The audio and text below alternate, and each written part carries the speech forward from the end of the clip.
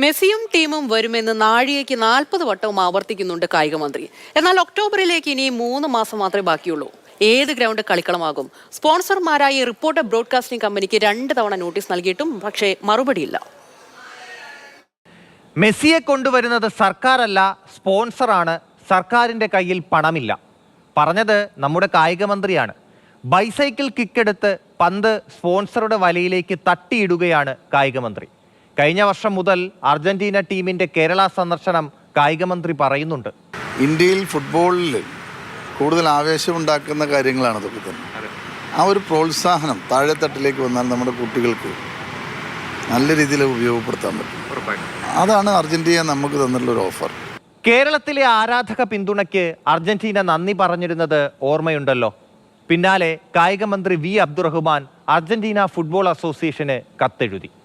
കേരളത്തിൽ സൗഹൃദ മത്സരം കളിക്കണമെന്നുള്ള ആഗ്രഹമായിരുന്നു അത്. കേരളത്തിന്റെ ക്ഷണം അർജന്റീന സ്വീകരിച്ചു. ഫിഫ വിൻഡോ ഓപ്പൺ ആകുമ്പോൾ ഒക്ടോബർ നവംബർ മാസങ്ങളിൽ വരാമെന്നായിരുന്നു ധാരണ. കായിക മന്ത്രി സ്പെയിനിൽ പോയി അർജന്റീന ഫുട്ബോൾ അസോസിയേഷൻ പ്രതിനിധികളുമായി സംസാരിച്ചു. കേന്ദ്രത്തിൽ നിന്നുള്ള അനുമതിയും തേടി.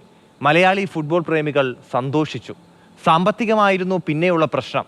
Gold and silver merchant association സംസ്ഥാന വ്യാപാരി വ്യവസായിയുമായി ചർച്ച നടത്തുകയും അവരൊന്നിച്ചു തന്നെ കേരളത്തിൽ ഈ മത്സരം സംഘടിപ്പിക്കാൻ സന്നദ്ധത അറിയിച്ചിട്ടുണ്ട്. റിപ്പോർട്ടർ ബ്രോഡ്കാസ്റ്റിംഗ് കമ്പനി സ്പോൺസർഷിപ്പിന് സമ്മതം അറിയിച്ചതോടെ കായിക വകുപ്പ് മുന്നോട്ട് പോയി. അർജന്റീന ഫുട്ബോൾ അസോസിയേഷൻ സ്പോൺസറുമായി കരാറും ഒപ്പിട്ടു. നിശ്ചിത സമയത്തിനുള്ളിൽ പണം അടയ്ക്കണമെന്നതായിരുന്നു വ്യവസ്ഥ.